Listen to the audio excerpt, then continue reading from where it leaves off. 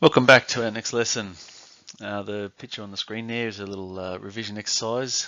You can have a go at that by pausing the video and continuing on when you've done it. But it's revision on stuff that we've done before. Alright, thanks for all those that keep coming back and liking the videos and so on. Let's get going. Righto, today we're going to talk about volume. It's just an extension of what we did on area. Area was looking at how much space was in a two-dimensional shape. This is how much sort of space is in a three-dimensional object. All right, that's where we're up to in our plan, and we've got a test coming up shortly. All right, we'll have a look at those questions. Don't forget, calculators and stuff will help with these questions because they do get a little bit complicated at some points. All right, so volume. Volume is what we're looking at. Volume is the amount of space occupied by a three-dimensional object. It's measured in cubic units, like we can see there. We had square units for area, right? As in the area of a shape was just the physical amount of space inside that, measured in, say, centimeters squared. Now we take it to an extra level where we think of a three-dimensional object, like this one. How much space is inside that object, and it's measured in cubic units. Okay, so a cubic centimeter like here is the space occupied by a cube with sides of 1 centimeter. So 1 centimeter by 1 centimeter by 1 centimeter. All right, and that's the physical three-dimensional space. All right, so a sugar cube, he's about 1 cubic centimeter. An iPad mini, about 200 cubic centimeters. All right, doesn't really look that way because they're kind of thin objects, but it's relatively long and wide for its size. Cubic meter is the space occupied by a cube with sides of 1 meter. So it's 1 meter by 1 meter by 1 meter. A bathtub, depending on the size of it, could be half a cubic meter up to a whole cubic meter. Depends on how big your actual bathtub is. These recycling bins, they're about a cubic meter because the sides of them are about 1 meter. It goes back about 1 meter and it goes up about 1 meter. 1 meter by 1 meter by 1 meter, that's a cubic meter. All right. When we're dealing with volume, we're talking about these cubic units, such as these little sort of blocks that you've probably seen in primary school. When we talk about capacity, it's the amount that a container can hold. So it's really only used in relation to containers holding something, such as like a drink container like we've got down the bottom here. All right, how much liquid does it hold? Or even like a container holding a solid object. All right, so capacity really is in relation to filling up a container or taking something out of a container. Right, whenever we work out volume, here's our main formula that we need to keep in mind. Volume equals area of the base times height.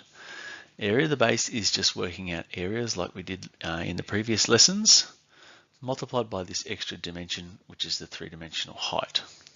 But before we go too far into that, what do I mean by the base? If we look at this triangular prism here, all right, where is the base? It might be tempting to think that the base is that bottom surface underneath there, but note, I refer to it as a triangular prism. All right, that means that this shape on the end here is a triangle, and prism means it's like a three-dimensional shape, and it's that triangle that you can see runs all the way through to the other end of this shape. So it's triangular prism. It's like if you took a cut through the middle and cut it into the middle there with a knife and looked at the end of it, what would be the shape that you would see? It would still be the same triangle that was on the end here. All right, so when we take a cross section, it's like we cut straight through. In that previous example, like this one here, the cross section is a triangle, so we refer to the base as a triangle. All right, like the base of this particular bit of celery is this funny looking, oops, that's badly drawn, banana shaped thing there. That's its it's what we refer to as its base, because it's the shape that kind of runs all the way through, and if you took a cross section all the way through, you'd get that shape. If you cut this triangular prism here through the middle that way, right, you're going to end up with like a rectangle shape like that. But if you cut up higher or down lower, you get a different shape. But if we cut it this way, like the knife there, we always get a triangle no matter where we cut it. That's why it's referred to as the base. Okay, look at this cylinder here. Anywhere we cut through it, we get this cross section, which is a circle. So the base of that cylinder is referred to as a circle. This pentagonal prism, because when we cut, like say, through the middle there, we get the pentagon shape. Right? If you cut it, like take a knife and cut through there, cut through this way, no matter where you cut, you get a different shape. But if we cut in this orientation, we always end up with the pentagon shape. Okay. Down here, the area, the base of this particular prism is a square, because if I take a cross section, that's the shape I get all the way through in that orientation. All right. In these ones here, I've got the formulas written out for them, for the volumes of these standard objects. All right. And you can see I've shaded in the diagrams what the base actually is. All right. And relating it back to what I said before, the base of this cube is a square, so we work out the area of the square times the height. Like I said before, volume equals area of the base times the height. Let's look at some examples. All right. In this scenario, I've got a rectangular prism there because it's a rectangle shape. Now telling me here's the formula I can use. Now I could work out, right, what's my base going to be? Let's just say my base is going to be this side here on the edge there. That is 4 centimeters long. This height here is the same as that one, so it's 2 centimeters.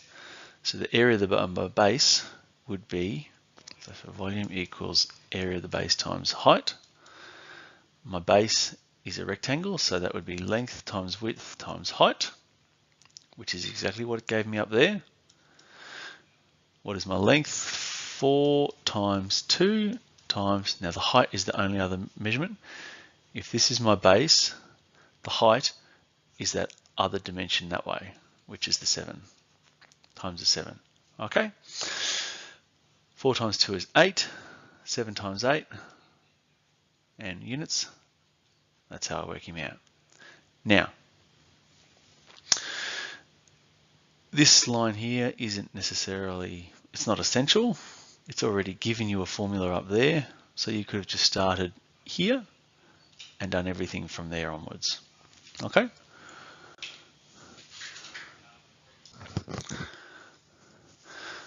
All right, and there's our worked example, exactly like I did just on the previous slide. All right, same with these ones. All right, what you can keep in mind is when it's a rectangular prism, I've lost my mouse, there it is. When it's a rectangular prism like any of these shapes, this is our formula we use, but basically you've got 3 measurements and we multiply them all together. Volume equals length, width by height. All right, and it doesn't really matter which order you put them in because you're going to multiply all those 3 numbers together. 2 times 3 times 2. 2 times 3 is 6. 6 times 2, 12. Put units on it. Cubic centimeters. Okay, make sure they're cubic units. All right, same with the next one. It's done exactly the same way as I just did that one.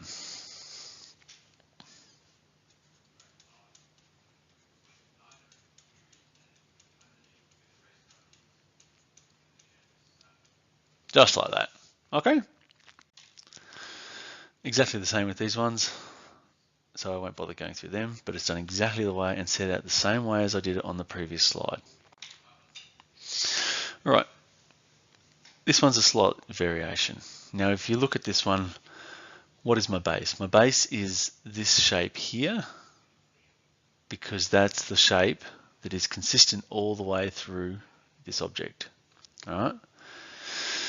So I have to work out the area of that orange outlined area. Once again, this becomes a composite shape like we've done before. So you've got to work out the area of that composite shape and then multiply it by the height, which is this one, this other dimension there. Let's look at the worked solution. All right, so what are we doing? So we want to work out the, what have they done here? They've worked out the area of a large rectangle and a small rectangle. Okay, so the area of the large rectangle is 3 times 2. So that would be 3 times 2, which would be that rectangle there. And the small rectangle is this one here, 2 times 1, because that would be 2 along that dimension and 1 that way. So if you want to set this out slightly differently, you could say area of the first shape is length times width. 3 times 2 equals 6 square centimeters. The area of the second rectangle is 2 times 1. Okay, make sure you understand where I got those numbers from, where all of these numbers came from to get these numbers here, because they all came off there, there, there, and there. And the area total, so area of the base or area of total is 6 plus 2 is 8 centimeters squared. So my volume is area of the base times height. Area of the base I worked out just a second ago right there would be 8 times the height is the only other dimension, this bloke here. 3 times 8, 24 centimeters, and its volume, so it's cubic. Okay, that orange writing there's good enough setting out to have in your books. Make sure what you write down in your book looks like that. All right, same with this one. You could probably cut it across there, and you have this square, which is rectangle, 5 centimeters by 6 centimeters. Work out the area of him. This one here is 1 by 1 because it tells me down the bottom there. All right, work out the area of this one, the area of the little one, add them together, multiplied by the height. Same with that one, and so on, and they're all very similar from there. One thing that you need to keep in mind is the units all have to be the same, centimeters, centimeters, centimeters, and you can multiply them all together. Oops, not area, volume, length times width times height, because that's my rectangular one. It's a rectangle shape. 65 times 175 times 42. You can work that out with your calculator, and it's centimeters cubic. Now this is the same thing, all right, but there's a slight variation. It's words, so we've got to translate it into a mathematical diagram. And the other thing we need to think about is find the volume of concrete in cubic meters. So if I have all of my units in meters, it's going to end up in cubic meters. All right. What do I know? I know that my garage is 6.5 meters wide, 3 meters long, and it needs to be 0.25 meters deep. So 25 centimeters. So it's basically a rectangle like that.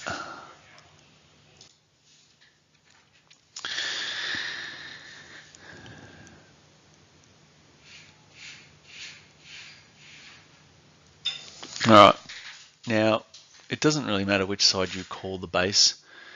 If you chose, you could call sort of this area here the base, or this area here the base, or even this side here the base. But essentially it's a rectangular prism, so the volume is going to be length times width times height. They're all in meters.